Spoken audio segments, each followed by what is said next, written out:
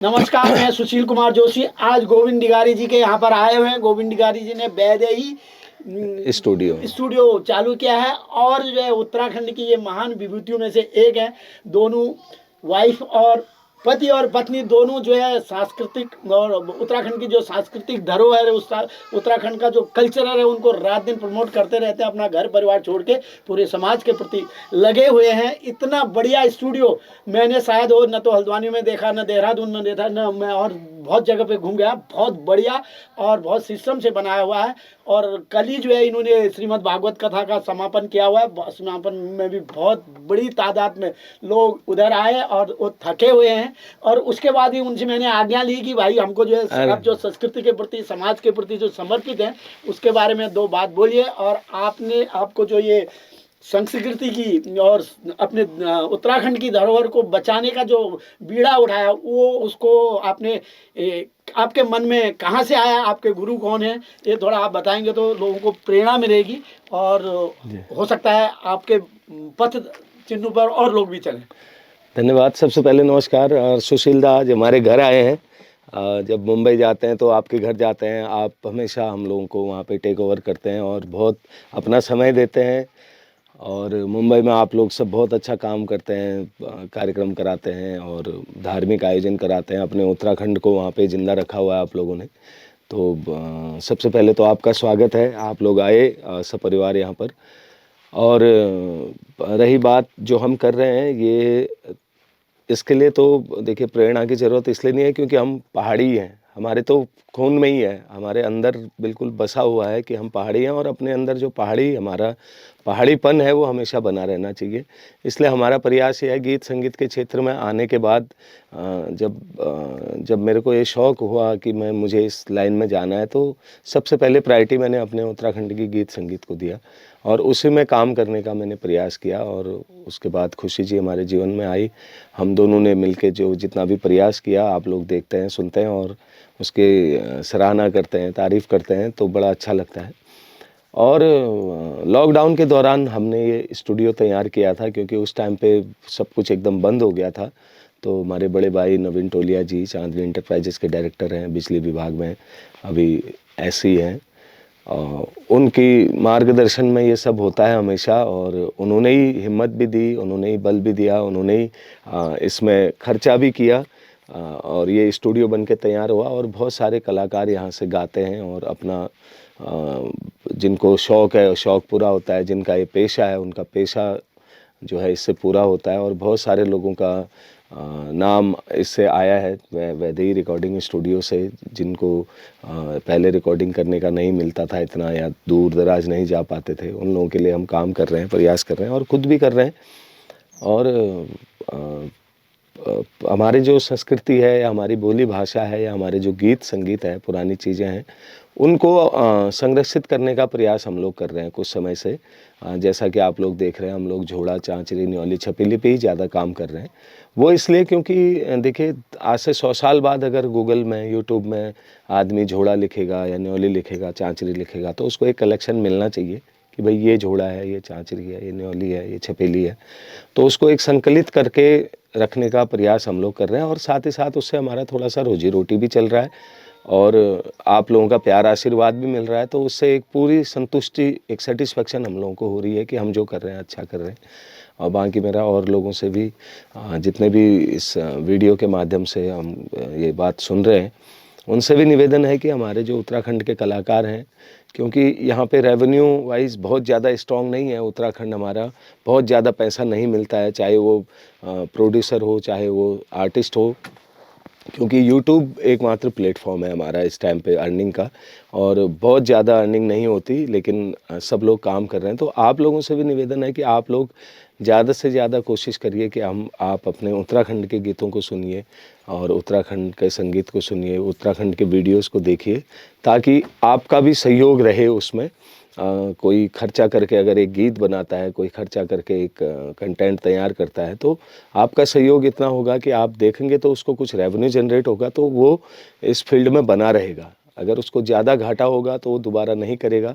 तो एक अच्छा आदमी हो सकता है इस लाइन से क्विट कर ले या वापस चला जाए। तो इसलिए उसको बनाए रखना ज़रूरी है, उसकी हिम्मत को बनाए रखना ज़रूरी है, उसके लिए आप लोगों का सहयोग ज़रूरी है।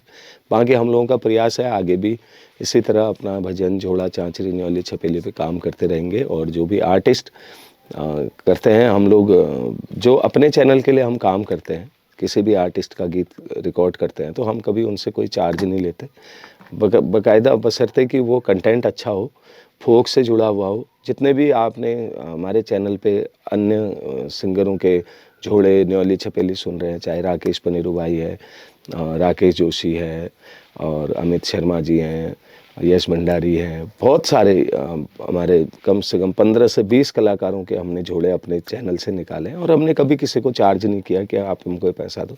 बाकायदा अच्छा चलता है तो मैं कोशिश करता हूँ कि मैं उनको संतुष्ट कर पाऊँ, क्योंकि ये हमारी जिम्मेदारी है थोड़ा सीनियर होने के नाते।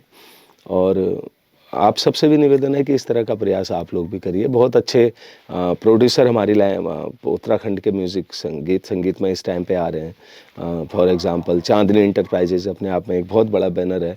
हमारा अपना है जो नवीन टोलिया जी ने 2009 में हम लोगों ने स्टार्ट किया था इस कंपनी को, और वो आज तक बने हुए हैं और बहुत अच्छे अच्छे गीत और बहुत सारे कलाकारों को प्लेटफॉर्म पे लाने का काम उन्होंने किया।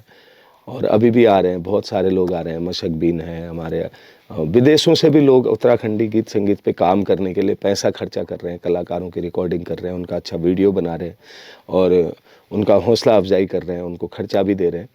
तो उन लोगों को बने रहने के लिए उनको अगर वो 100 रुपये लगा रहे हैं तो कम से कम 90 रुपये उनको वापस मिले, 80 मिले तो वो लोग बने रहेंगे। अगर उनका पूरा 100 का 100 रुपये अगर इसमें चला जाता है, आज करेंगे कल करेंगे, कुछ दिन बाद क्विट कर देंगे, क्योंकि इतना ज़्यादा खर्चा भी आदमी जेब से नहीं कर सकता।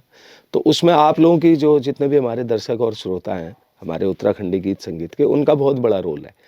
वो सुनेंगे, देखेंगे तो कमेंट करेंगे, लाइक करेंगे तो उनका हौसला अफजाई होगा, हाँ यार हमने जो किया वो सही है।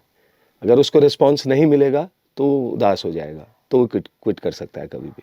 तो सबसे ज़्यादा रोल आप लोगों का है, हम जो कर रहे हैं वो हमारा प्रयास है। आप लोगों का प्यार आशीर्वाद ऐसे बना रहे। और सुशील दा का एक बार फिर से धन्यवाद, आप लोग आए यहाँ पे, आपने इतना मान सम्मान प्यार देते हैं हमेशा। आप लोग मुंबई में बहुत अच्छा काम करते हैं और जब भी हम वहाँ जाते हैं अपना पूरा समय हम लोगों को देते हैं, वहाँ घूमने के लिए, रहना खाना, पूरा समय हमारे साथ बैठते हैं। तो सभी कलाकारों के प्रति आप लोगों का प्यार है और ये हमेशा बनाए रहे। थैंक यू, धन्यवाद। बहुत बहुत धन्यवाद आदरणीय डिगारी जी। और मैं आपके माध्यम से मेरे मन में जो कसक है, मेरे मन में एक दिल में एक ऐसी इच्छा है कि अगर बाय दफ़े हम लोग जो है आप लोग इतना ऐतिहासिक काम कर रहे हैं और आज भगवान की कृपा से आप एक जो है उत्तराखंड के लीजेंड टाइप में मैं मानता हूँ, तो आपके माध्यम से अगर हमारी जो आने वाली पीढ़ी है या हमारे जो बच्चे हैं, आज अगर हम मेरे गांव में जाता तो हिंदी में बात करते हैं, शहर में जाता हूँ हिंदी में बात करते हैं, उत्तराखंड में जाते हैं तो हिंदी में बात करते हैं। लेकिन इसमें ऐसा है कि मैंने एक मेरी गुरुजी है या मैं जिनको मानता हूँ, एक सुमिता रॉय करके हैं, वो सुमिता रॉय बहुत अच्छा इंग्लिश कैसे बोलना है, कैसे सीखना है, कैसे करना है, लेकिन वो है कन्नड़।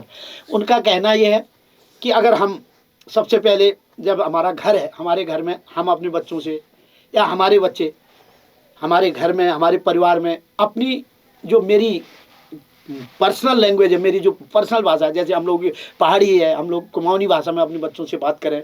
और उसके बाद जो है जो आप थोड़ा सा अपनी चार दीवारी के बाहर जाते हैं, अपने रिश्तेदार हैं, अपने भाई हैं, अपनी बहन हैं, उनसे पहाड़ी में बात कीजिए। और उसके बाद जो हम उस चार दीवारी से बाहर जाते हैं तो हिंदी भी सीखिए। और इंग्लिश तो सीखना बहुत ज़रूरी है, क्योंकि ग्लोबल भी बनना है। अभी जैसे मोदी जी का सपना है लोकल से ग्लोबल। जब आप पहले लोकल को प्रमोट करेंगे तब आप ग्लोबल बनेंगे। जब आप अपनी कुमाऊनी भाषा में बने रहेंगे तब हो सकता है भगवान आपको बहुत तरक्की भी देगा। क्योंकि मैंने देखा भी है कि आपने सुना होगा कि बड़े बड़े जो हमारे सिंगर हैं या बड़े बड़े जो IAS IPS हैं, उनके घरों में हम जाते हैं तो आज भी वो या तो गढ़वाली बोलते हैं या कुमाऊनी बोलते हैं या वो बोलते हैं। और इसके आपके माध्यम से, खुशी जोशी जी के माध्यम से, या जितने भी हमारे बड़े मतलब जिनकी लोग सुनते हैं उनके माध्यम से अगर ये हो जाए, संदेश जाए कि भाई आप कम से कम घरों में अपना पहाड़ी बात कीजिए, अपने आस पड़ोसी, अपने रिश्तेदार से। और स्कूल में तो आपको हिंदी पढ़ना ही पढ़ना है और इंग्लिश तो सीखनी है, क्योंकि आपको अगर प्रोग्रेस करना है, आपको लोकल से ग्लोबल बनना है, तो ये 3 भाषाओं में आपका अद्वितीय होना बहुत ज़रूरी है। और मैं आपके माध्यम से या आपकी टीम के माध्यम से ये निवेदन करूंगा कि भाई हमको अपनी भाषा को कैसे आगे बढ़ाना है, हमको अपनी संस्कृति को, आप संस्कृति तो बढ़ा ही रहे हैं और उसको और विश्व में कैसे विख्यात करना है, ये अगर आपके माध्यम से या आपके जो टीम जुड़ी है उसके माध्यम से होएगा तो मैं आपका बहुत आभारी रहूँगा। और ये मन में मेरे बहुत इच्छा है कि बिल्कुल बिल्कुल आप ठीक कह रहे हैं। देखिए हमारा क्या है, मैं गीत गाता हूँ तो मैं पहाड़ी में गीत गाता हूँ। अब अभी मैं बोल रहा हूँ, मैं हिंदी में बोल रहा हूँ क्योंकि जो लोग सुन रहे हैं इस वीडियो के माध्यम से मुझे, तो उनकी समझ में आना चाहिए कि हम किस विषय पे बात कर रहे हैं। अब अगर अभी मैं आपसे पहाड़ी में बात करूँ तो हो सकता है जो नॉन पहाड़ी है या जिसको पहाड़ी नहीं आती है वो हमारी बातों को न समझे, तो उस तक तो हमारी भावनाएं पहुँचेंगी नहीं। हम गीत के माध्यम से जो है अपनी भाषा को कर रहे हैं। और जहाँ तक घर के अंदर की बात है या आपके आसपास की बात है, उसके लिए तो बिल्कुल आपकी बात को मैं समर्थन करता हूँ। क्योंकि देखिए क्या है, सबसे पहला स्कूल होता है बच्चे का घर अपना, तो वहाँ पर उसको जैसा मिलेगा। और दूसरा चीज़ ये है कि समाज में बने रहने के लिए आपको बाहर की चीज़ें भी सीखनी है ना। अगर गुजरात में जाते हैं, अगर मैं देखता हूँ कि अगर हम मुंबई आते हैं, थोड़ा बहुत अगर 10 दिन के लिए मुंबई रहते हैं, तो हमें जो मुंबई में हम कभी ओला कैब करते हैं, हम दुकान में जाते हैं, हम शॉपिंग मॉल में जाते हैं, हम पिक्चर देखने जाते हैं, तो हमारा जो बात व्यवहार होता है 4 दिन तक अपना टोन रहता है हमारा, और 5वें दिन से फिर क्या होता है कि हमारी मजबूरी हो जाती है, हम उसके टोन पे बात करते हैं क्योंकि हम सुन भी रहे हैं, हम एब्जॉर्व कर रहे हैं, और उसके बाद हमें ज़रूरत भी महसूस होती है कि यार इसे मैं पराया न लगूं, तो मैं इसी की टोन में बात करने के प्रयास करता हूं, मुंबई वाले टोन में। जैसे आप मुंबई रहते हैं इतना टाइम से, अभी मैं आपसे पहाड़ी में बात करूं तो आप पहाड़ी बोलेंगे, लेकिन अभी मुंबई उतरेंगे जैसे ही आप, तो आपका लैंग्वेज बिल्कुल चेंज हो जाएगा, आप उधर के लिए एडजस्ट हो जाएंगे। आपको दूसरी जगह की भाषा को तो आपको एब्जॉर्व करना ही पड़ेगा, क्योंकि आपको हर समाज में रहना है। आप गुजरात में जाएंगे तो आपको 2 साल गुजरात रहेंगे तो आपको गुजराती टोन हो जाएगा, आप उधर का आदमी इधर आएगा तो थोड़ा इधर का हो जाएगा, वो तो रहता ही है। लेकिन अपनी भाषा का ज्ञान होना बहुत ज़रूरी है। इसी वजह से अब हम जो झोड़े बनाते हैं, आपने ज़्यादातर अगर आपने सुने होंगे या जो लोग आगे सुनेंगे आप लोग सुनिएगा कि हमारे जो झोड़े हैं, झोड़ों में जो जोड़ हैं, जो उसके बीच के अंतरे होते हैं, आप देखिएगा कि बिल्कुल ठेठ होते हैं। हम लोग उसको आसान नहीं बना रहे हैं। हम अगर आसान बनाएंगे तो हो सकता है वो ज़्यादा चल जाए, क्योंकि लोग ना इजी जो आसान होता है उसको जल्दी एब्जॉर्ब करते हैं। लेकिन आप हमारे झोड़ों के जो जोड़ हैं, अंतरे हैं, आप उनको देखेगा, आपको बोलना नहीं आएगा। हमारा कालीगंगा, भागीचोरा, फल्याट, बांझ, बुरूस, मतलब एकदम जो प्योर शब्द हैं, ताकि वो संकलित तो हो जाए। कल के दिन 50 साल बाद अगर कोई बच्चा पूछेगा कि इसका मतलब क्या है, इसका मतलब क्या है, उखड़े दानी कहता, अखरोट की दानी, उखड़ की दानी। अब उखड़ को हम उखड़ी बोलेंगे, तो आप 50 साल बाद अगर कोई बच्चा अपने बुजुर्ग सीनियर से पूछेगा उखड़ क्या होता है, तो वो बता पाएगा अखरोट। तो उसको पता चलेगा कि पहाड़ी में अखरोट को उखड़ कहते हैं, कहीं अखौड़ कहते हैं। तो हमारा प्रयास ये है कि हम शब्दों को भी संकलित करें। हमारे पास कुछ किताबें हैं, डॉक्टर पोखरिया जी ने मेरे को एक न्योली सत्सई करके एक किताब दी थी अपनी, तो हम उससे भी लेके गाते हैं, बहुत सारे जोड़ उससे लेके गाते हैं, ताकि उनके वो शब्द यहाँ पे डिजिटल मार्केट में भी हमेशा के लिए बन जाए। मतलब किताब आज है कल फट जाएगी या बाद में खो जाएगी, पुरानी हो जाएगी, लेकिन जहाँ हम अब इसको सेव कर रहे हैं, संकलित कर रहे हैं, वहाँ से वो शब्द कहीं नहीं जाएंगे, अब वो हमेशा बने रहेंगे। तो ये प्रयास है हम लोगों का कि सबसे मेन तो चीज़ है कि भाषा, एक नॉर्मल रूटीन भाषा में बात करना अलग चीज़ है। सबसे मेन चीज़ ये भी है कि हमारी चीज़ों को क्या कहते हैं, हमारे जो जगह है, या हमारे जो नदी नाले हैं, या हमारे जो पेड़ हैं, फल हैं, और हमारे यहाँ के जो नाम हैं, तो उनको उस नाम से संकलित रखने का भी हमारी जिम्मेदारी हम बनती है, और हम उसको प्रयास कर रहे हैं कि वो बने रहें, है ना।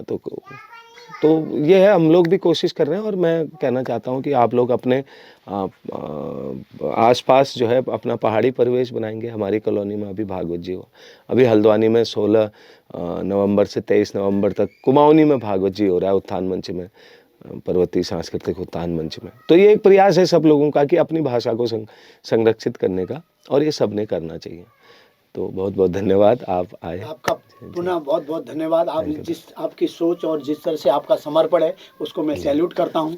और भगवान आपको खूब तरक्की दे, आप खूब करें। और जिस तरह से आप निस्वार्थ भाव से अपने समाज के प्रति, अपनी संस्कृति के प्रति, अपने प्रदेश के प्रति, अपने देश के प्रति लगे हुए हैं, भगवान उसी तरह आपको तरक्की दे और आप खूब तरक्की करें। धन्यवाद। जय हिंद, जय उत्तराखंड, जय महाराष्ट्र। फिर मिलते हैं बाद में। धन्यवाद।